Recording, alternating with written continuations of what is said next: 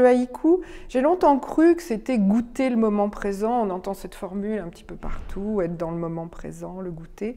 En réalité, les haïkistes cherchaient à saisir le mouvement d'une situation qui passe, qui est en train de se passer, qui est très instantanée. Et c'est un peu une tentative désespérée d'arrêter le mouvement de la vie, d'être conscient de l'impermanence, de savoir que tout peut toujours commencer, mais tout peut s'arrêter aussi. D'abord, c'est mon propre étonnement qui a donné naissance à ce livre, parce que je connaissais la poésie à travers mes études littéraires et tout ça, je connaissais la spiritualité à travers d'autres centres d'intérêt, mais je ne savais pas qu'il y avait un versant littéraire du zen, par exemple, et j'ai peu à peu découvert que des gens, des millions de gens dans le monde pratiquent le haïku. Notamment, une de mes amies m'avait dit qu'elle passait ses nuits sur Internet à échanger des haïkus avec des haïkistes de Montréal ou de Tokyo. Je trouvais ça vraiment, je me disais, des concours poétiques qui ont lieu comme ça quotidiennement. C'était étonnant. Donc je m'y suis intéressée, je suis rentrée dans la lecture des maîtres haïkistes donc du XVIIe siècle, qui sont les plus connus, Basho, Issa, des moines errants, qui partait faire le tour du Japon avec un bol et un carnet, enfin, ou quelque chose pour écrire, et qui ramenait des instants de vie, des photographies, on va dire, existentielles. Et j'ai plongé dans cette lecture. Vraiment, ça m'a beaucoup apporté. J'ai trouvé là quelque chose de concret, d'ouverture de conscience, et peu à peu, je suis rentrée donc dans cette voie, on peut dire, littéraire, et qui m'a amenée à faire un premier livre. Et là, cette fois-ci, je sors un livre qui est mon expérience de haïkiste, comment ça a changé ma manière de vivre, comment ça a changé ma manière de me promener, de rencontrer les gens, de remercier mes amis, voilà. Donc c'est à la fois une expérience personnelle, et puis j'ai à cœur de faire découvrir ce format si dépouillé, si neutre, et en même temps si fort. Alors l'essence même du haïku, ce sont 17 syllabes. Bon, qui avec les traductions, etc., peuvent changer, mais enfin, quand on écrit un haïku ou quand on le lit, on retrouve ces 17 syllabes réparties en 3 lignes, une de 5, une de 7 et une de 5, ce qui nous donne donc bien 17 syllabes, avec 2 lignes courtes et une ligne un petit peu plus longue, parce que dans le zen, évidemment, la perfection n'intéresse pas. Ce qui va intéresser, c'est le mouvement, les transformations silencieuses des choses. Donc le haïku, ce sont les 17 syllabes, les 3 lignes, une référence à la nature, forcément, ce que les Japonais appellent le kigo, c'est-à-dire que dans votre haïku, il faut toujours qu'il y ait soit une saison, soit une référence au temps qu'il fait, soit même un animal. Au Japon, les chatons, par exemple, sont une évocation du printemps. La grenouille aussi. Alors que si vous parlez de fraîcheur, on va comprendre que vous êtes en situation d'été. Le haïkiste avait à cœur d'écrire sur la saison pour être compris par son lecteur. Donc beaucoup de haïkus commencent par matin pluvieux, pluie d'automne, neige fraîche, voilà. Et on sait à quel moment de la saison le haïkiste a écrit. Donc ça, c'est vraiment la deuxième règle fixe.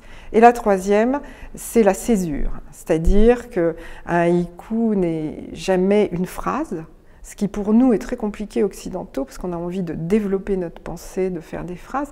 Et au contraire, pour le haïkiste, cette photographie de l'instant n'a pas de ponctuation, mais des temps d'arrêt. Par exemple, si je vous dis un haïku qui est l'un de mes préférés de Ozai, qui est un haïku sur le lâcher-prise, il dit « Ce cœur qui réclame ceci ou cela, dans la mer, je relâche. » Je vais le dire 2 fois parce qu'en japonais, on le dit 2 fois. « Ce cœur qui réclame ceci ou cela, dans la mer, je relâche. » Voilà, on a une photographie, on n'a pas de point, on a un mouvement de déséquilibre, et on rentre dans l'âme du poète. Je veux dire, c'est ce qu'il y a de très très fort, c'est qu'il vous donne une intimité qu'on n'obtient jamais dans les discours trop longs. Nous, on est habitués dans la poésie à fleurir, à vouloir faire beau, à vouloir faire des métaphores. Et les Japonais nous ont appris à aller directement dans l'essence de la situation. On enlève l'ego. on enlève le trop émotionnel. On enlève ce qui est superflu. Pour vous donner un exemple, un haïku, puisque maintenant les haïkistes modernes peuvent écrire sur leur vie émotionnelle et intime, prenons un conflit, le haïkiste vient de vivre un conflit, il écrira « Une porte à claquer, mais où donc est-il parti? Le vide s'abat sur moi. » Je ne sais pas si vous comprenez, mais c'est évident que la situation est claire. Et pourtant, il n'y a pas de je souffre, je suis là à me demander s'il reviendra. Il y a cet ancrage avec la porte qui a claqué, c'est-à-dire qu'on est dans quelque chose d'une situation très concrète. Et à partir de là, la situation est épurée de toutes les projections qu'on va rajouter avec le pathos, l'émotionnel, etc.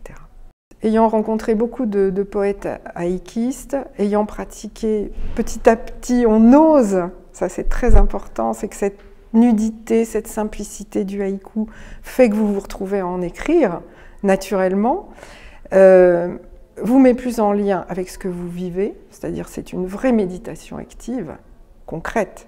Vous êtes dans une situation, vous regardez tout ce qui est autour de vous, vous vous basez sur vos sensations. Et s'il se passe quelque chose, une anomalie, quelque chose qui vous intrigue, quelque chose qui vous émeut, vous pourrez le retranscrire en 17 syllabes. Et le fait de le retranscrire va constituer pour vous un trésor, c'est tous ces moments de vie qui sont passés et que vous pouvez quand même garder dans un recueil. Donc je dirais que le haïku nous aide à être plus dans le moment présent, plus conscient de la brièveté de la vie, plus conscient de l'amitié. Enfin, mon livre, écoutez, je voulais faire quelques chapitres, j'ai fait 20 chapitres. Je me rendais compte, plus j'avançais, plus je rencontrais des haïkistes, puisque j'ai même rencontré des psychothérapeutes américains qui travaillent avec le haïku pendant les séances. Ceci parce qu'aux États-Unis, le haïku est beaucoup plus connu que chez nous. Il a été diffusé par les beatniks, hein, par Jack Kerouac, qui a été vraiment le grand premier occidental à se lancer dans les haïkus. Et donc là-bas, c'est devenu une pratique, mais presque thérapeutique. J'ai dans mon livre le témoignage d'une malade du cancer qui a tenu le journal de sa maladie en haïku. Et j'ai le témoignage d'un psychothérapeute donc, qui lit des haïkus en séance. C'est-à-dire que vraiment, cette façon d'être ancrée dans le réel, mais profondément, est guérisseuse en fait. Ça oblige à la chose qui nous manque le plus aujourd'hui, qui est l'attention.